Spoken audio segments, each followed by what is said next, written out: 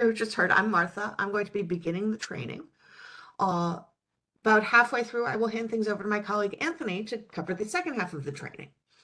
So welcome to the DOB Now Parking Structures Spring 2023 release. We're going to be talking about the topics on our agenda.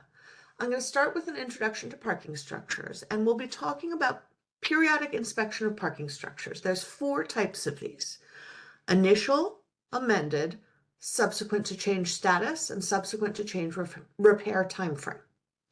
We'll also be talking about other types of things that you can file in DOB Now: parking structure ID requests, verification requests, repair extension requests, notification of unsafe conditions, partial protection removal requests, and subcycle reassignment requests.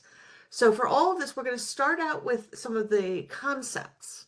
And then once we've explained what all of these things are, we're going to actually show you how to file them in the DOB Now system. So some things about the way this training works. As you may have heard, we've got the Q&A feature, the chat feature. That's where you're going to ask your questions. You are going to be muted for the length of this training, but please do put your questions into the Q&A. And any questions that we cannot answer today, we're going to put in what we call our parking lot, and we will try to get answers to them over the next few days to a week. And the goal of this is to have frequently asked questions published on the DOB website. So in addition to asking questions and participating that way, we also encourage you, you're going to get an email with a survey asking about the training. Please do fill that out. We want to know what you thought of the training and if we can make it more appropriate to help you do your jobs. So let's get into the actual material. A parking structure is a building or portion of a building used for the parking or storage of motor vehicles. And an open or enclosed parking garage is defined within the New York City Building Code. As required by law, parking structures must be inspected once every 6 years. And so we call each 6 years a cycle. We're also going to be dividing the cycles into subcycles. We'll talk about that in a bit. Now, the first person that you need to know about is a qualified parking structure inspector, or QPSI. They are the ones who perform the inspection, and they're required to be the applicant on the filing of the report. QPSIs are licensed professional engineers certified by the Department of Buildings. And if they have not yet done so, all QPSIs need to register for an e-filing account. You can follow the instructions that have already been uploaded onto the DOB Now system. There's a link here. By the way, I should say, if you have not done so, there is going to be a copy of this presentation uploaded to the same page where you signed up for this class. And you can download a copy of this so that you have all of this information at your fingertips if you should need it. We will also be uploading step-by-step guides, so that will also help you do your work. After performing the inspection, the QPSI must file a condition assessment compliance report on the condition of the parking structure. And this is filed in DOB Now Safety, and it's called a Periodic Inspection of Parking Structure Report, which we also call PIPS. You'll hear me say PIPS a lot today. So PIPS stands for Periodic Inspection of Parking Structure. The report must be filed in the current cycle. Now, the other main character in our story today is the owner of the parking structure. Parking structure owners are responsible for the proper inspection, repair, and maintenance of the parking structure. A condition assessment and compliance report, or PIPS report, must be filed once every 6 years and after each notification of an unsafe condition. Owners are responsible for hiring QPSIs to perform the inspections. They're also responsible for signing and attesting on submitted reports and filings. Owners can be the applicant of record to file unsafe notification reports, verification, or parking structure ID requests. And like the QPSIs, if they have not already done so, owners will need to set up an e-filing account. Owners are also obligated to install proper public protection if there's an unsafe condition. And owners must repair unsafe conditions within 90 days of filing an unsafe compliance report. And we'll get into a lot more detail about that. So when they file the report, the QPSI will need to classify the parking structure as one of three statuses. The first is safe. Safe means that there are no conditions that will become unsafe during the next 6 years. The second is safe with repairs and/or engineering monitoring. That's also known as SREM, S-R-E-M. And that applies to a parking structure or any part thereof that may pose a potential danger to persons or property, but does not require immediate action. And the third status is unsafe. Unsafe is a condition that is hazardous to person or property and requires repair within 90 days of completion of condition assessments. Unsafe can also apply to a condition that was reported as SREM in a previous compliance report and has not been corrected. So what you need to do after the inspection results are filed depends on the result that they found. If the inspection result is safe, the next inspection for the parking structure occurs as scheduled on the 6-year cycle. Now, parking structures with SREM status must be re-inspected within 3 years, unless it falls within 3 years of the next subcycle's filing deadline. Now, if the inspection result is unsafe, a number of things must happen. A notice of unsafe conditions must be submitted. A call must be placed to report unsafe conditions to 311. An unsafe report must be filed. The owner must be notified to install public protection or safety measures, and repairs to bring the unsafe conditions up to safe status must be completed within 90 days. So let's go into each of the 4 types of PIPS reports and talk about them in a little more detail. First, we have the initial report. The initial report is the first report for a parking structure in a cycle. It is due by December 31st in the 2nd year of the subcycle. And I'm going to get into more detail on subcycles later. But basically what you need to know at this point is that the 6-year cycle is divided into 3 subcycles. And the initial report must be filed within 60 days of the final inspection. Now, the possible next steps after the initial report depend on the status of the initial report, as we just discussed, but I want to review that. If it's safe, the next report is due as per the subcycle. If it's SREM, structures must be re-inspected in 3 years, unless it falls within 3 years of the next subcycle's filing deadline. And if it is unsafe, repairs must be made, and after the repairs are made, an amended report must be filed. We'll get into amended reports in just a sec. The filing fee for an initial report is $305. And as far as the late filing penalty goes, I've got a whole slide on that.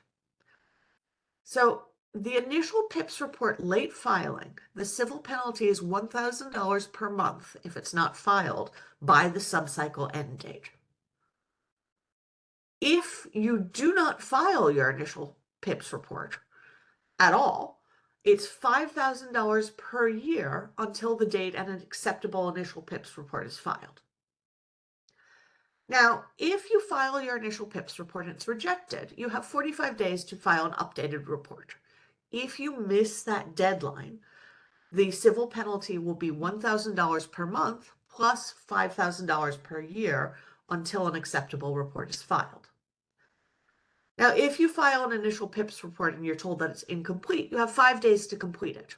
If you miss that deadline, it's $1,000 per month plus $5,000 per year until an acceptable report is filed. Now, let's say your initial PIPS report is SREM and you don't correct it before the end of the next inspection subcycle. In that case, there's a $2,000 one-time civil penalty. So if you will correct unsafe conditions, you then need to file an amended report. So an amended report is an updated report after repairs are completed, and it actually can be repairs for either SREM or unsafe initial filing. For an unsafe filing, repairs must be completed within 90 days, and then you have an additional 14 days to submit the report after the repairs are completed. So that's a total of 104 days. We'll be talking about that more in a little bit. If it's SREM, it's the 3-year requirement, but it's the same concept. Now, the possible next steps after an amended report. If there is some issue, you may need to file another amended report after further repairs are made. Another possible next step is a subsequent to change repair timeframe. That's what you need to file if there's a change to the recommended timeframe for repairs. For example, let's say that your initial report said that it would take 60 days to fix the problem. If you need more than those 60 days, you would file a subsequent to change repair timeframe to say, well, actually, it's going to take me 75 days. The filing fee for an amended report is $85, and the late filing penalty is $1,000 per month. The third type of PIPS report is a subsequent to change status. This is filed if the initial PIPS report is safe, but conditions worsen. A subsequent to change status report can be filed to update the status from safe to either SREM or unsafe. This can be filed at any time after an initial safe status until the next subcycle filing window opens. Now, the possible next steps are, if repairs need to be made, you would then file an amended report after the repairs are made, or if you need extra time, you would file a subsequent to change repair timeframe to request a change to the recommended timeframe for repairs. The filing fee for a subsequent to change status is $85, and late filing penalties don't apply to subsequent to change status. The last type of PIPS report is a subsequent to change repair timeframe. The QPSI files a subsequent to change repair timeframe to change the recommended timeframe for repairs of SREM or unsafe conditions. This can be filed at any time until the next subcycle filing window opens.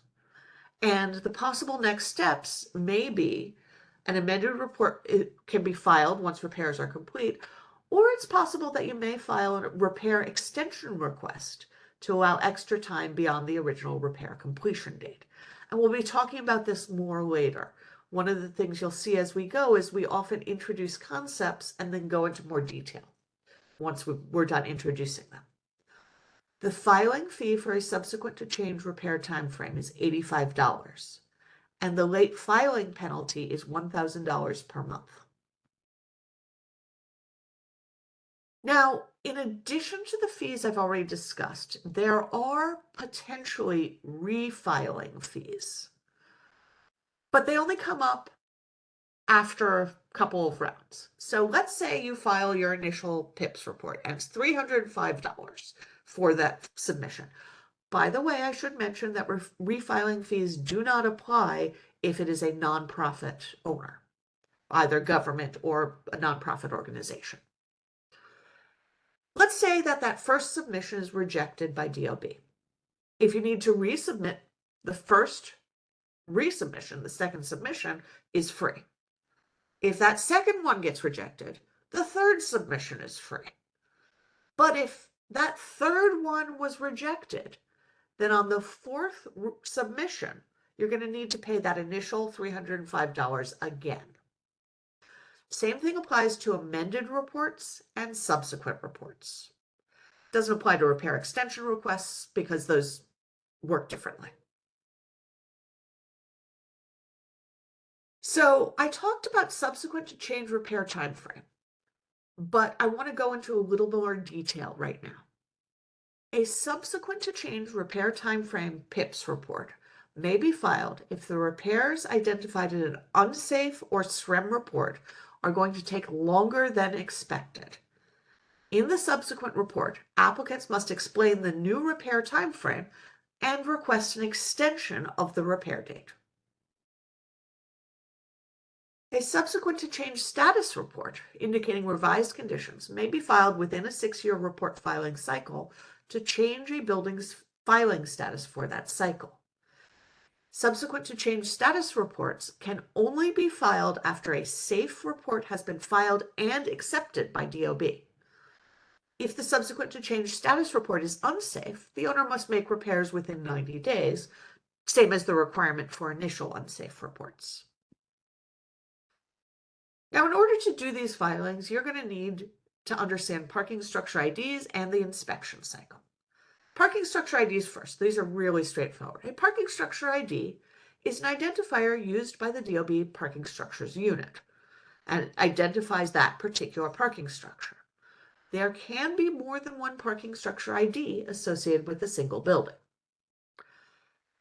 Inspection cycles. Remember I told you we would talk more about subcycles? We're getting there. Inspection cycles are the 6-year period.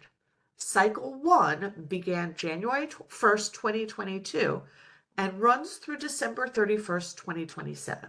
So it is on the calendar year. So all of 2022 through all of 2027 is 6 years. The subcycle reference is a 2-year cycle represented by A, B, or C. And you can identify them by the letter, the number, and the letter. So for example, subcycle 2A is the first subcycle in cycle 2. The reason that it's divided into 2-year cycles is to make it easier for owners to hire qualified professionals and contractors. So not everyone in the city has to submit their inspection results on the exact same day. The parking structure's location determines which subcycle applies. So here's how that works. First, we have subcycle A. Subcycle A applies to Manhattan Community Boards 1 through 7, which may also be referred to as 101 through 107. And the filing period and deadline for those subcycle A parking structures runs from January 1st, 2022 to December 31st, 2023. So anyone who's in subcycle A, their deadline is December 31st, 2023, this year. Subcycle B applies to Manhattan Community Boards 8 to 12 and Brooklyn. And that filing period runs from January 1st, 2024 through December 31st, 2025. Subcycle C applies to Queens, the Bronx, and Staten Island. And it runs from January 1st, 2026 to December 31st, 2027. So you see how you need to know not just what cycle you're in, but you need to know your subcycle so you know your deadline. Parking structure IDs. Let's get into a little more detail here. Hold on just a sec. I need to take a sip of water. Parking structure IDs begin with a letter identifying the borough. M, B, Q, so on, followed by a 7-digit ID number. Now, that parking structure ID will also show up in the parking structure request numbers because each request that you submit has its own identification. So the parking structure request numbers consist of, first, letters representing the type of request, followed by the parking structure ID, followed by the relevant cycle and subcycle, followed by a number that indicates how many versions of that request have been submitted. For example, a PIPS report may have the ID CR B0000147 2B I1. That indicates an initial I1 PIPS compliance report CR for the parking structure ID B0000147 in subcycle 2B. So here's how it works for the different types of reports. Initial compliance reports will be CR, followed by the parking structure ID, followed by the cycle number, followed by I1. Subsequent reports also begin with CR, but they're followed by S1. And amended reports also begin with CR, but they're followed by A1. Now, extension requests begin with EXT, and instead of a letter and a number at the end, it just has numbers. And it would be all of each request that you put in would be 001, 002, 003, so on. Partial protection removal requests begin with PPR and again end with just numbers. I'll get back to verification in just a sec, but unsafe notifications begin with UNPS, unsafe notification for a parking structure, and end with just numbers. Now, verification requests actually are a little different. They just start with VER and then they just have a number because you may or may not have a parking structure ID already. And if you don't have a parking structure ID yet, we can't put it into the request number. So we've gone through the 4 types of PIPS reports, but I want to talk about the other types of requests that you can submit through DOB Now Safety.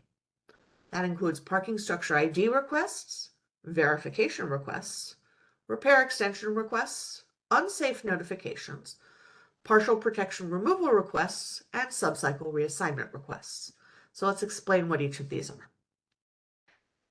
If an owner is sure that their structure qualifies as a parking structure, they can submit a parking structure identification request to get a parking structure ID. Verification requests are similar, but they can be used when the owner is not sure if their structure qualifies as a parking structure. They can also be used if an existing parking structure is demolished or otherwise changed to now make it exempt from the PIPS process. And there's 2 possible results of a verification request. Either they'll say, yes, it is a parking structure, or no, it's not currently a parking structure. If DOB determines as part of a verification request that a structure indeed is a parking structure and should be part of the PIPS program, a parking structure ID will be issued. If DOB determines that a structure no longer qualifies as a parking structure, the parking structure ID is going to be made inactive. Repair extension requests are used when the expected repair completion date identified in an initial unsafe PIPS report is a date that is past the statutory 90 days to make repairs and 14 days to file the amended report, which is 104 days total. Now, this can be confusing, so I'm going to give you a specific example. I am a QPSI, and today, April 19th, I am filing a PIPS report saying that a parking structure is unsafe. Now, as part of that report, I need to say when the repairs should be done by, when I think the repairs will be finished. So as part of my report that I submit today, I say we're going to need until August 31st to complete the repairs. There's a lot of repairs. Now, by law, by the statute, you have 90 days to complete the repairs. 90 days from today is July 18th. August 31st is past July 18th. It's actually even past the extra 14 days to file the report. The extra 14 days takes us to August 1st, and I need 30 days beyond that to do my repairs. So in order to not get a fine, not get a civil penalty for not completing the repairs, the owner needs to file a repair extension request before the end of the 104 days to get up to an additional 90 days to repair the issues. So the end of the 104 days is August 1st. So before August 1st, the owner of this parking structure needs to file a repair extension request. But the important thing to know here is that repair extension requests may only be filed to extend time until the original repair completion date. So before August 1st, and you can only file it within 30 days at the end of the day, so between July 2nd and August 1st, 30 days, the owner needs to file a repair extension request to get extra time up to August 31st. They can't request past August 31st with this form because the initial PIPS report said the repairs are going to take until August 31st. So it only can be filed to extend time until the original repair completion date. So between July 2nd and August 1st, the owner files a repair extension request to get an extra 30 days to make the repairs. 30 days from August 1st, when it would have been due, to August 31st, when the repairs should be done. Now, what happens is if, as they're doing the repairs, something happens and we're not going to be done by August 31st. Let's say, for example, my contractor who's doing the repairs says, oh, we're having a problem. We're not actually going to complete things until September 15th. I now need to notify DOB that we need more time. That is when we file the subsequent to change repair timeframe. So the subsequent to change repair timeframe notifies DOB of a new repair completion date, a date that is different from the one identified in the initial report.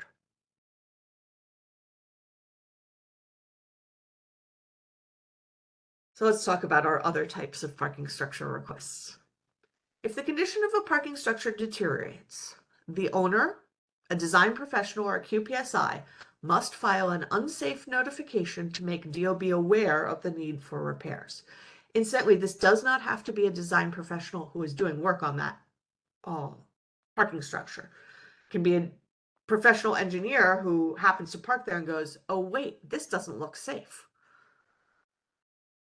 Now, on the other hand, if repairs to a parking structure have improved the condition of the building, a partial protection removal request may be filed to allow removal of protective measures, such as fences or scaffolding, put in place to protect the public. Partial protection removal is only if you're removing part of the protective measures. If you've completed all the repairs and you want to remove them all, instead you would just file an amended report. Our last type of request that we're going to discuss today is subcycle reassignment requests. Subcycle reassignment will permanently change a parking structure's subcycle, but there's only one time that it can be filed. It may only be requested if the building in which the parking structure is located is included in the Facade Inspection and Safety Program, also known as FISP. And it's only done to change the parking structure subcycle to correspond with the FISP filing cycle, so you can do both reports at the same time. So I want to talk briefly about the review of these filings. Now, for a basic PIPS filing, first it goes to administrative review, where it's assigned to a plan examiner, and then the plan examiner will review the filing and approve the report. Same thing is true for unsafe notification and most of the other types of filings. First, it goes to administrative review, it's assigned to a plan examiner, and then the plan examiner reviews and approves it. The one exception is verification requests, because depending on how the analysis goes, there may be an additional person. So verification requests first go to administrative review. And the administrative review team may choose to request a plan examiner supervisor to look at it first before it goes to plan examine admin review to make the final determination if the building is subject to PIPS or not. So there may be a person in between the administrative review and the plan examiner. All right, that was a lot of introduction. Now let's talk about how this actually works in the system. And if you haven't attended one of these before, I should explain to you that what I'm going to do is I'm going to introduce some of this by walking it through in the PowerPoint, and then I'm going to flip over to the live system to show you in practice how this works. So we're going to start with the PIPS report. Periodic inspections of parking structures must be submitted by a qualified parking structure inspector. It needs to be filed within 1 year of the completion of the physical examination and 60 days from the final inspection. The first thing you're going to do is you're going to go ahead and log into DOB Now. And then you hover over the DOB Now safety icon, and you're going to get all of these options, and you will choose parking structures. Once you get into the parking structures dashboard, up at the top of the screen, you're going to see a bunch of buttons. There's a home button, which would take you back to the dashboard if you went away. But the next button says plus periodic inspection of parking structure report, PIPS. So that's what you click to start this process. When you click that, it's going to take you into a PIPS report form, and you're going to start on the General Information tab. First thing you have to do is identify the PIPS report type. The options, of course, are the 4 ones we talked about: initial, amended, subsequent to change status, and subsequent to change repair timeframe. I'm first going to show you initial, and then I'll show you amended, but it works very similar. So you'll see how much it is similar as we go. Once you've identified what kind of report it is, in our case it'll be initial, you then need to put in your parking structure. You search for it by parking structure ID, by bin, or by address, and then you click search and add. And that's going to pop up this location information box. You need to click the radio button next to the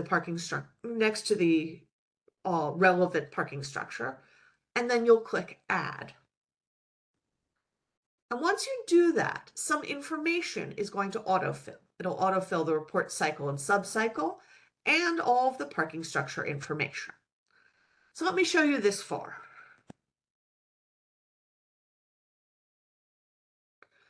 This is the DOB Now login page. I click login, it takes me to the landing page. I'm going to hover over DOB Now Safety and choose Parking Structures.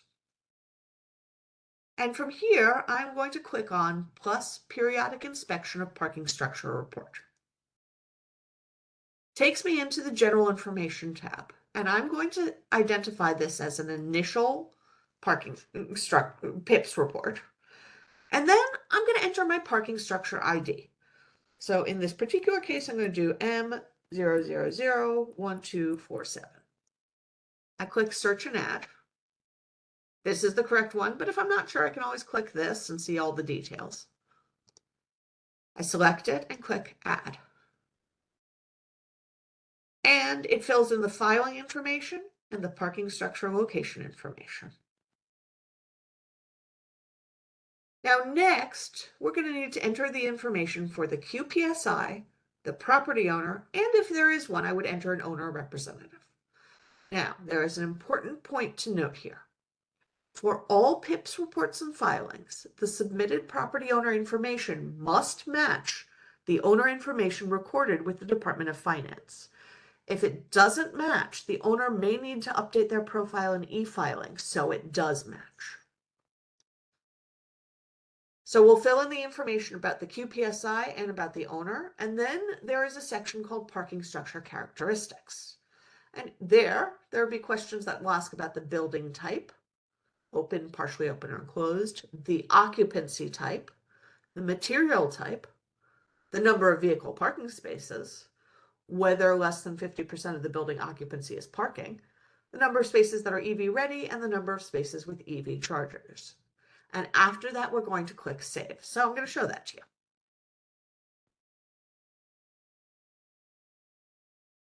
So I'm going to scroll down.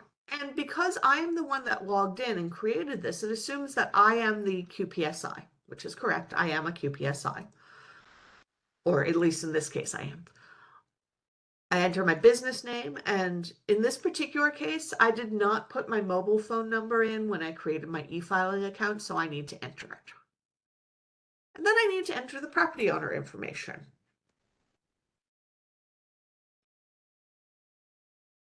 And when you're entering an email address, once it pops up, you click that. I need to enter the owner type. In this case, it's a private owner. Same thing. This property owner didn't put their mobile phone number in, so I need to enter it.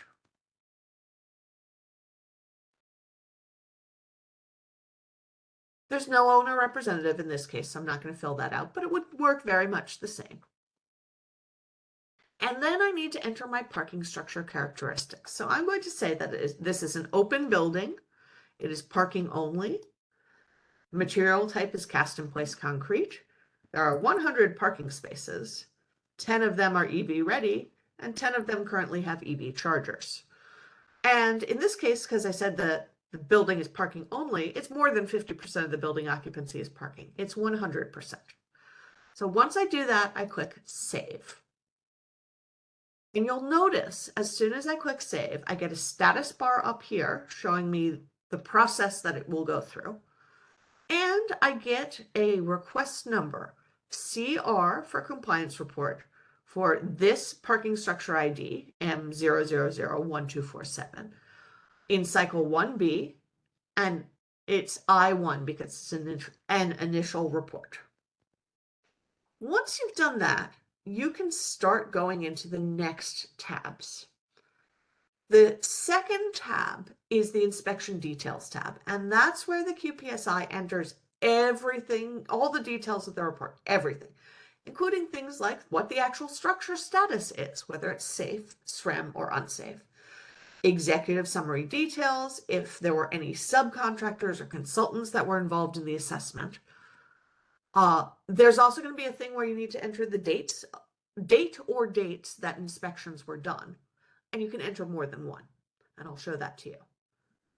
And then finish filling out all the required fields in that tab. So let me show this to you. So we're going to the inspection details tab. And I'm going to say that we determined that this is a safe parking structure. And the inspection was done on the 31st of May, the last inspection date.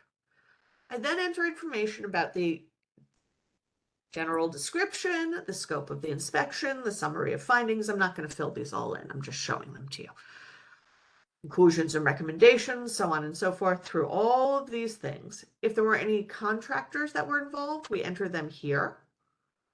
And then I need to put in all of the inspections that were done. So I said that the last inspection was done on the 31st of May. And I'll say this was my final inspection.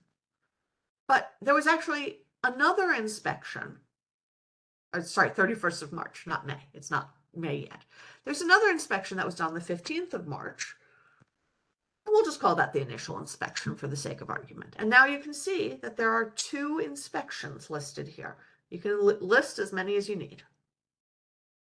And then I need to continue filling out all of these fields all the way through to the bottom. Now, am I going to do that right now? No, you don't need to see me type sample information. The next tab is the Documents tab. And what you're going to see in this tab is the annual observation checklist, detailed photographs, overview photographs, plot plan, and seal and signature. You're going to click the Upload button, navigate to where the document is on your computer, and then upload it. I'll show this all to you in a minute.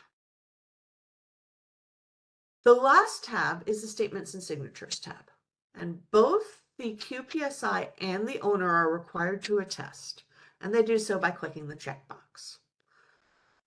The fee must be paid before the filing can be submitted, and the fee, of course, as we discussed, for the initial PIPS report is $305. Once the fee has been paid, the QPSI can click Preview to File, and they're going to get an image of the actual filing. They need to page through the filing, making sure it's all correct, and then there's one more checkbox to click at the bottom to electronically sign it so that they can submit the report. So let me show you as much of that as I can. On the Documents tab, we're going to upload our annual observation checklist. So I'm going to click the Upload button. I'm going to click Choose File, and then I navigate to the document that I want. You can tell that I use this a lot because it's my test document. And then we click Upload. And it will tell me that it's been uploaded. And you'll notice that it changes from required to pending and gives me the date that it was uploaded. And I do that for all of the documents. You can also add additional documents if you want. We'll talk about that in a little bit. And then on the Statements and Signatures tab, I am the QPSI, so I can click to sign the applicant's statement. In practice, you should be reading this. I've read it a few times already. I cannot click the owner's statement because I'm not the owner. The owner is going to need to log in and do it. I'm going to click Save, and we're going to pretend that this has all been done. Now, if I can now go over here to where it says pay now, and I would click that to make a payment. I'm not going to do that now, but if you want instructions on how to do that, there is a step-by-step for that on the DOB Now site. And then I would click preview to file. Now in this case, if I click preview to file, it'll tell me all the things I skipped. I skipped a few things in the inspection details tab. If I had filled it all out, I would be able to page through my filing and then actually file it. So we're going to go back to the dashboard, and you'll see that this is the location that I was doing a filing, and it's currently in pre-filing.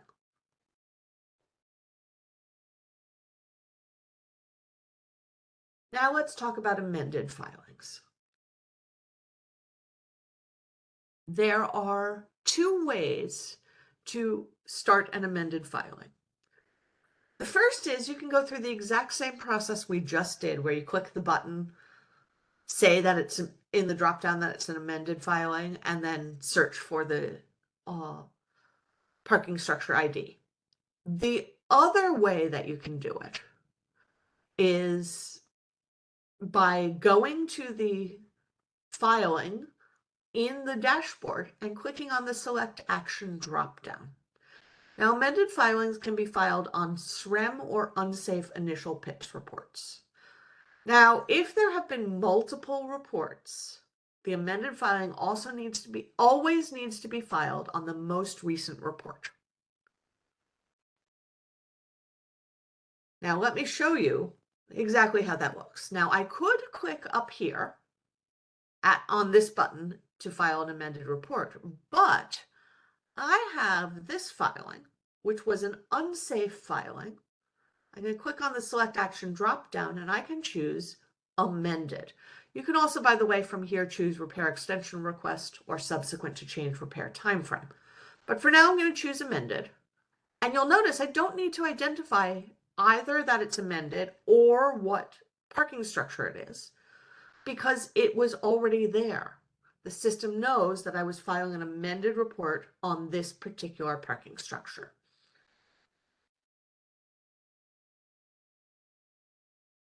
And as I said, it'll have amended pre-selected if you use the drop-down menu. And then the rest of this is going to look very similar. You enter or verify the QPSI information. You enter or verify the property owner information. You enter the parking structure characteristics, and it's the same ones that we saw before. You click Save.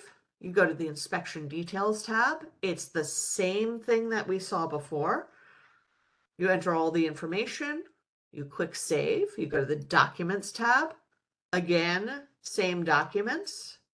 You can also upload additional supporting documents, and there's two types that will show up there. Other additional supporting documents or stability analysis, which is for SREM status only. You click on Save, you go to the Statements and Signatures tab, and the QPSI and the owner need to attest. Click on Save, and then you can click Preview to File. So let me show you that very quickly, and then I'm going to hand things over to my colleague Anthony to take us through the rest of this presentation.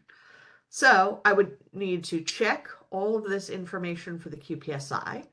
I need to enter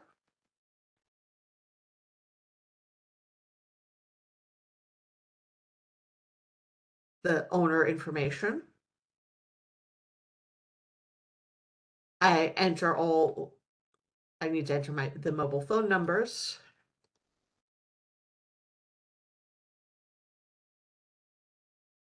I enter all of this information. You see, it's all exactly the same. I don't even need to go through the rest of it because you've already seen this when we did the initial report. The only thing different is how you get in, that you may be able to get into it from the drop-down. Everything else is exactly the same. So now, like I said, I'm going to hand this over to my colleague Anthony, and he's going to take us through the rest of the presentation. Great. Thank you, Martha. How's it going, everybody? I'm Anthony, and like Martha said, I'm going to be taking you guys through the rest of the presentation. So without any further ado, let's get moving. All right, we're going to start with repair extension request. So let's take a look at what that is and how we can do it in the system. So much like Martha, I'm going to show you guys, walk you guys through the slides, and then we'll go into the live system and take a look at how this is actually performed. Okay, so for a repair extension request, in a PIP's initial unsafe report, the QPSI must indicate the expected repair completion date. By law, owners have 104 days, and that's 90 days repair time frame plus 14 days to file, to submit the amended PIP's report. If the completion date identified in the original PIP's report is more than 104 days from the initial report filing date, applicants must submit repair extension requests to avoid civil penalties for failure to correct unsafe conditions. These requests will only be granted until the repair completion date identified in the initial PIP's report. Extensions can be granted for up to 90 days, and not all applicants will be granted the full 90 days. In order to request an extension on the repair requirements after an unsafe filing before the repair date identified in the report, we'll start by clicking on the plus repair extension request button on the dashboard. Now, users can search for the parking structure by the parking structure ID, the bin, the address, or the PIP's compliance report filing number. All we need to do is enter in that information and then simply click search and add to find the relevant structure. When we do find the relevant structure, all we'll need to do is select the radio button next to the relevant parking structure and click add in order to select and add that. Okay, we'll have to enter in the PIP's report filing number. Okay, all the other information should be pre-populated. And then we'll have to enter in the last QPSI inspection date on the Inspection Details tab. We'll upload all the required documents on the Document tab. And then both the applicant and the owner must attest to the Statements and Signatures tab, and if required, pay the $65 fee, and then click on Save and File to complete the process.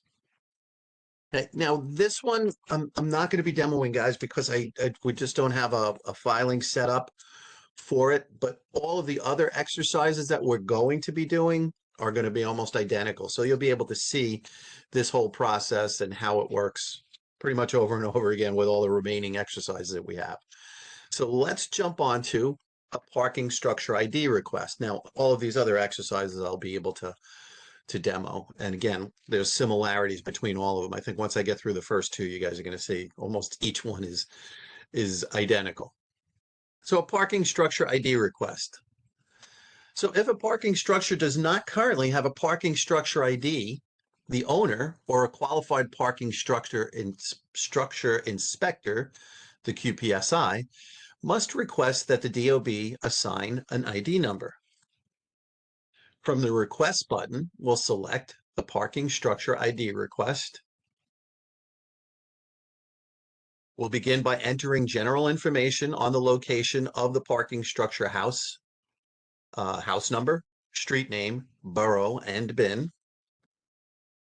We'll enter a reason for the request. And in the parking structure characteristics, we're going to enter the details for the building type, the occupancy type, the material type, the number of vehicle parking spaces, the number of spaces EV ready, the number of spaces with EV chargers, and if less than 50% of the building occupancy is parking. We'll click Save to get the parking structure ID request number. And in the Documents tab, we'll upload the photo documentation of all parking areas by clicking on the Actions Upload button. Below on the page, we'll be able to upload additional documents if need be. Now, there's no fee to request a parking structure ID. We'll click Submit to complete the process, and the new ID will be emailed to the stakeholders, but it will also be visible by clicking on the Request Highlights button on the left side toolbar. Now, just keep in mind, a lot of people look at this one and see PSID 001042. That's the request number. Down here, you'll see it says new PSID, and that is indeed the PSID that we would need. All right, so let's take a look at how we could perform the parking structure ID request in the system. Let me just get logged in over here.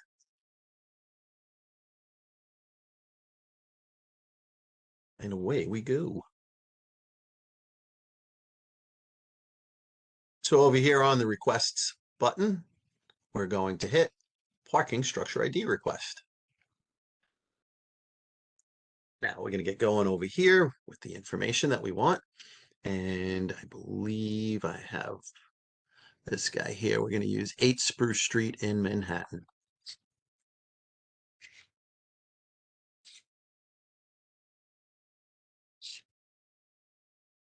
Borough is Manhattan. You know what, guys? Just give me 1 second here. I just want to make sure I clicked on the right one. Yes, parking structure ID request. Okay.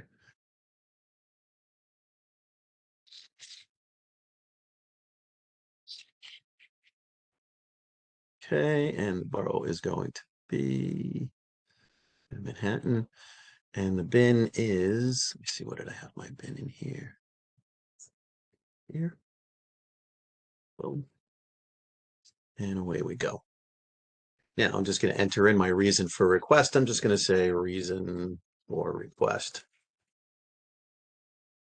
Okay, and I'm going to put in my QPSI inspector. And then we're just going to use training era at Gmail. Okay, and license type will be a professional engineer. I'll head in here and choose this. Now I'm going to enter in a mobile number, because sometimes this, I can't remember, one of them has a little issue where it doesn't say that it's required, but they won't let me go past that. And then down here, property owner information, I'm going to put that info in right now.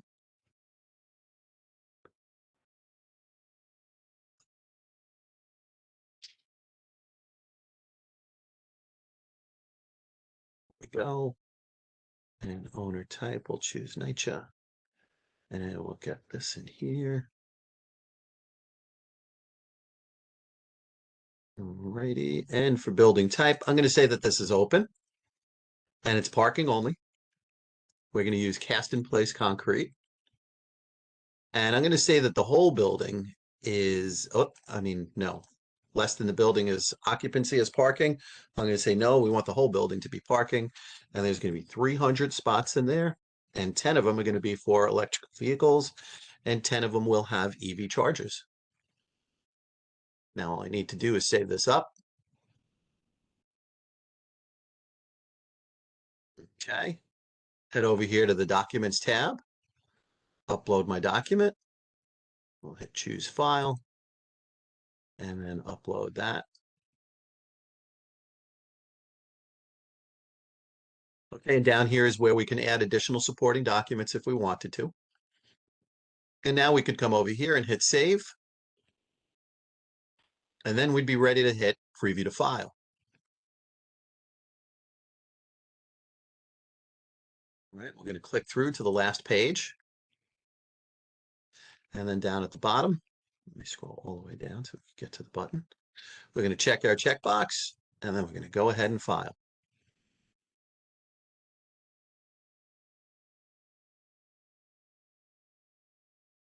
Okie doke. And now you can see that this is an administrative review and everything's all set to go there.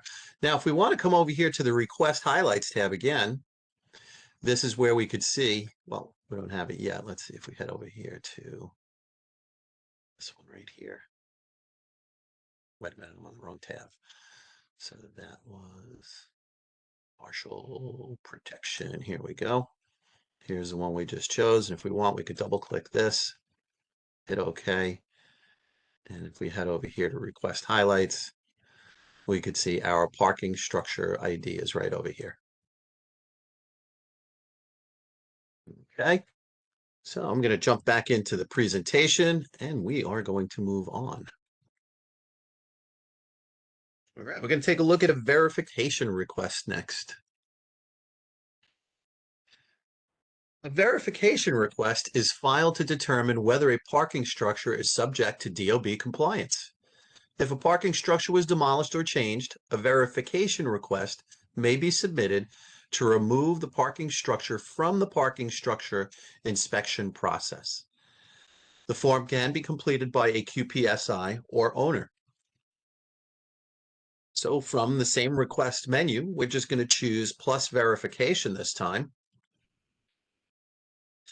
And after selecting plus verification, we'll be presented with the general information page, and we'll begin by first performing the parking structure search, very similar to the way we did it previously. So if the parking structure is currently in the DOB system, the parking structure search can be performed with any of the following items, and that's the parking structure ID, the bin, or the address. Now, after entering in the search criteria, we'll just click search and add. If the parking structure is not currently in the DOB system, the parking structure search can be performed with the following items, and that is the bin and the address. And then after entering our search criteria, we simply click on search and add.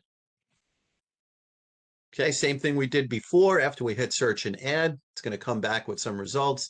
We would just click the radio button over here and then click the add button to select that particular address. Now, after we click add, it'll populate the following sections, and that's the parking structure location information, the qualified parking structure inspector, and the property owner information sections. Then we'll be able to verify or enter the QPSI information, which will be the email, the license type, or the business name. We'll also be able to verify or enter the property owner information, such as email, owner type, mobile phone, and the business telephone. We'll also have to enter in from the drop-down menu the reason for the request justification, which will be either parking structure, if not in DOB now, safety and is subject to PIPs. Parking structure is not subject to PIPs. Parking structure has been demolished, or other. And then we'll also have to enter in the QPSI inspection date into the appropriate field. After that, we'll click Save, then proceed on over to the document section. And this is where we'll begin uploading the necessary documents. So we just click the Add Document button, and then we can browse to the document that we wish to, click the button for Upload, and then we'll be all set. Lastly, we'll click on Save, and then File. So let's take a look in the system at how to do a verification request. So again, that's over here under the Requests menu. We'll choose Verification. And I think let me see if I could remember this one offhand, 300102. I'm going to use the bin. Whoops, I always forget to do that first. I use this one a couple times. So yep, here we go. Front Street, hitting my radio button to select, clicking the add button. Now, again, you're going to see this in pretty much every exercise, everybody. So it's a very intuitive process, and it's nice that there's consistency across all the different requests that we need to make. Okay, so we can have all our information here. We're pre-populated over here. And I'm just going to drop in a mobile number here, select my type. Now down here, I'm going to fill in this information as well. Got a mobile number going here. And then over here, we'll pick our reason. And I'm just going to say parking structure is not subject to PIPs. And then we'll just pick a date for that. And head up here, hit save. My filing's been saved. Now I'm ready to go add my documents. I'll click my add document button. I'm just going to name this guy Doc1. And I'll select that it's going to be the photographs. I'm going to browse to my document containing my photographs. I got a couple of test PDFs that I like to use. And there's our documents uploaded. Okay, now we're ready to do the old save. And then let's do preview to file. Same thing. I'm just going to click all the way through to the last document, check my checkbox, and then file away. That's how verification requests work. Next, we're going to take a look at unsafe notifications, and you'll see that, again, a lot of the things that we're doing here, the tasks that we're performing, are almost identical in each one of these exercises. All right, so let's jump back in. I forgot we got a last slide for verification here. Let me just read through this one. All right, if the DOB determines that the parking structure does not belong in the PIPS program, it is removed from parking structures, and if it already has a parking structure ID assigned, the ID is made inactive. If the parking structure belongs in PIPS, it is added to the parking structures, and a parking structure ID is generated if one does not already exist. If it is determined that the parking structure belongs in the PIPS program, then it is necessary for the owner of that parking structure to comply with administrative code and have it inspected every 6 years, followed by a submittal of a PIPS report with the DOB. Okay, so just a little bit more information on the verification request. Now we'll move on to parking structure unsafe notification. So let's take a look at what this is and how to create one.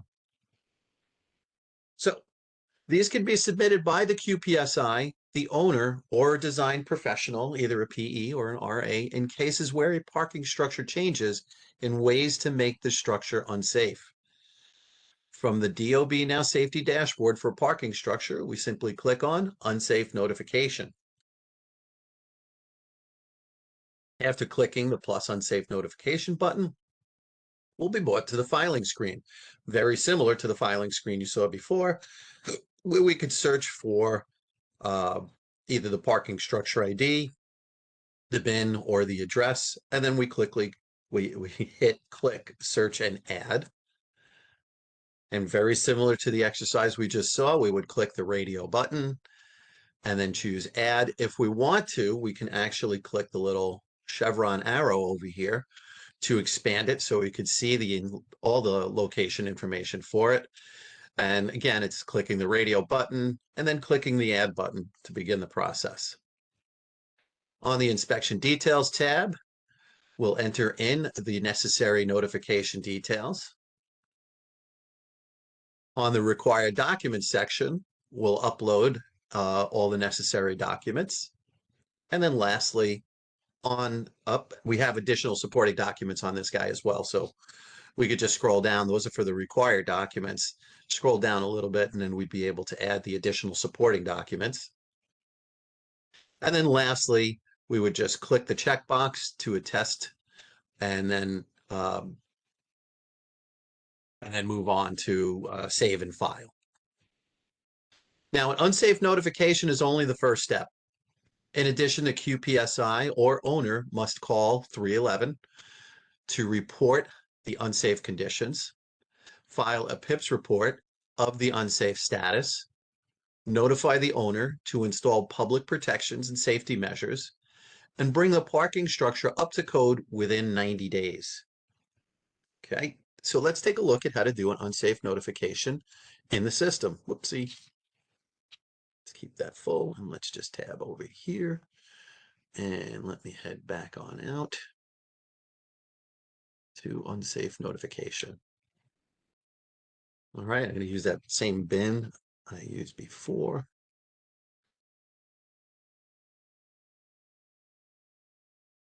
We'll click add. Now again, here's that information I was telling you about.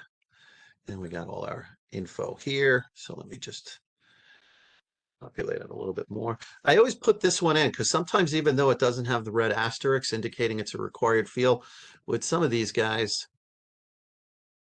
it'll still prompt you for it. So I'm just taking a preemptive strike. Now over here, I'll use build 139er.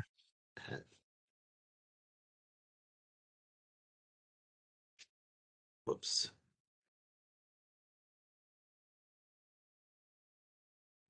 Okay. Because I got an extra I in there.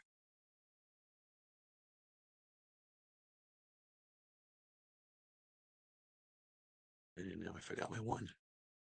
There we go. Okay. Business phone. Let me get my mobile phone in there. Let's select our business type. And ready to click save. Going to move on to my inspection details. I'm going to say details. Go, whoops, here. Going to move on to my document. It's always a good idea to hit save before you move to the next tab. It will save it for you, but I'm one of those people that's a little diligent in the saving process because, we all have gotten burned in the past. And even though the system is pretty solid, I think I do it just to sleep a little better at night. So I encourage everybody to move on to that. And, ooh, what did I do over here? I think I got my... Okay.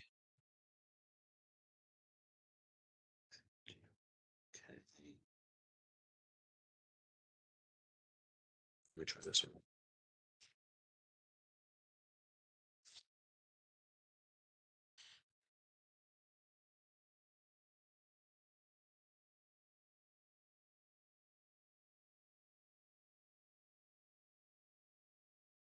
Let's try this.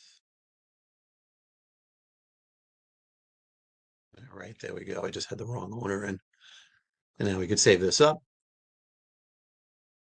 And then we're ready to hit preview to file. And same thing, I'm just going to flick all the way through to the last page. Scroll down, get my checkbox. Scroll down so I can see my file button.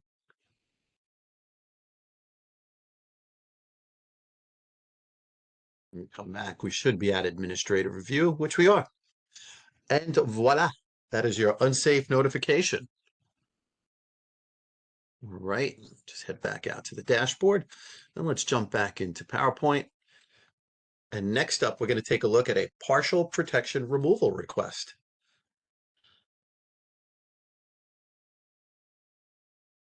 Oh, excuse me. That one snuck up on me. All right, so let's take a look at a partial protection removal request.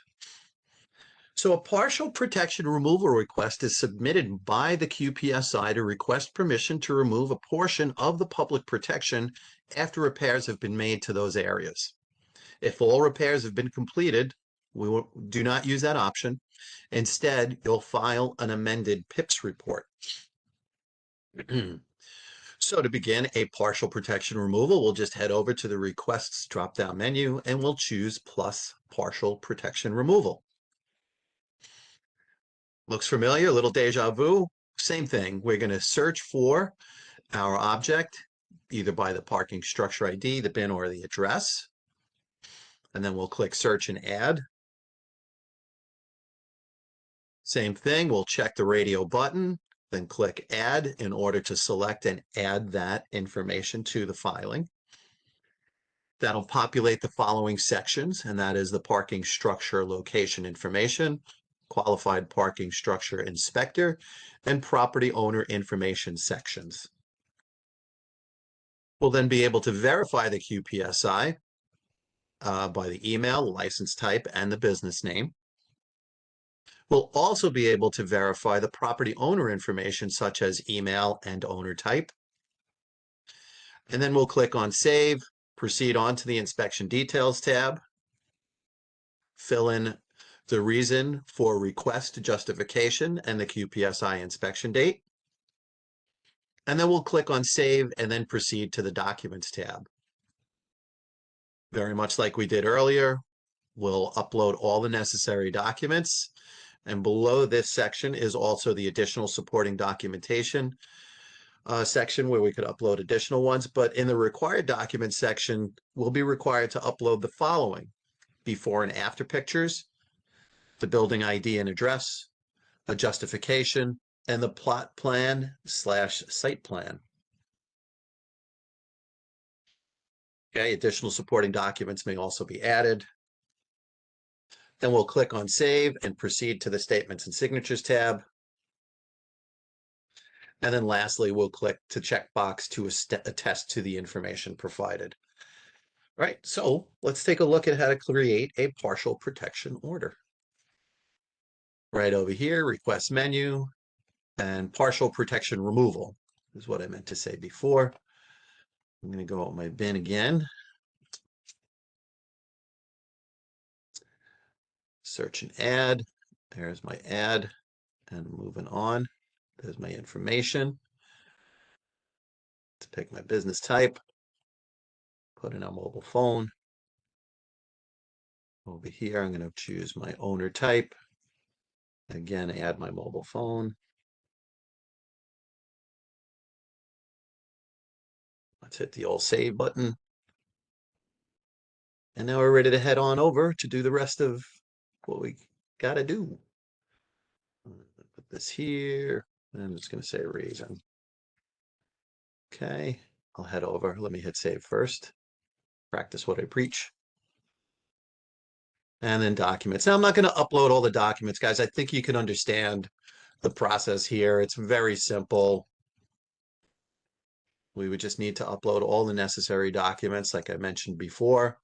There's a before and after pictures, building ID and address, justification, plot, site plans. And here's where we can add the additional documents if we wish to. I'll move on over to statements and signatures, hit the old checkbox, click save. And again, if I had this all populated, I'd be able to hit preview to file, but you can see I don't have the necessary documents there, but we would just have to hit preview to file and we'd be ready to rock and roll with our partial protection removal request. All right, I'm going to jump back out to the dashboard and then back out to the PowerPoint. And we'll take a look at a subcycle reassignment. Whoops, did I jump the gun? Oh my goodness. I think I did. The unsafe notification. Oh, I'm in good shape, guys. Sorry, I got a little lost in my deck over here. I see where we're at. I must have hit the button. All right, subcycle reassignment. This is where we're at. I apologize for that. Let's move on. And here we go. Submitting a subcycle reassignment request. If a parking structure is in a building that is also subject to the FISP, the owner can request for the parking structure subcycle to be updated to correspond to the FISP subcycle in all future cycles. On the main dashboard of parking structure's homepage, we'll click on that request button and choose subcycle reassignment. Now, again, this is all probably getting very familiar to you guys. It's the same drill. We could search either by parking structure ID, bin, or address. We'll click search and add, check the radio button, then click add to select.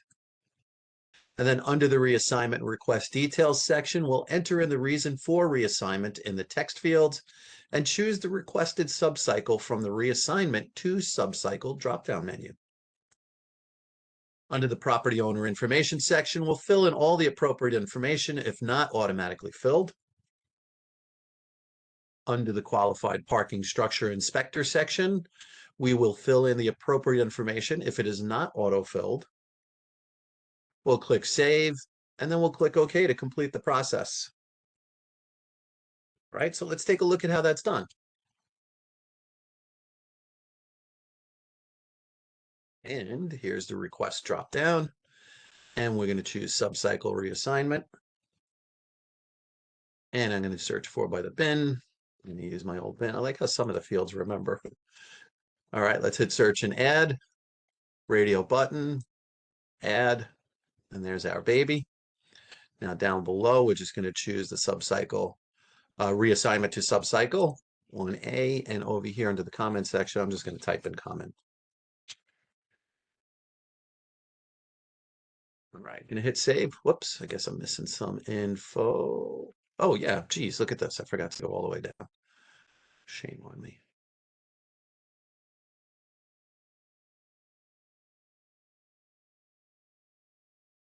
Populating all my fields. I think we're all good to go now. Now we can hit save. And there we go. And then lastly, hit submit. Been submitted. We could see it's under administrative review. And that's all there is to a subcycle. So again, guys, you can see that there's so much consistency across all of these different processes that once you do one, all of them could be easily become second nature. Let's jump back into the PowerPoint.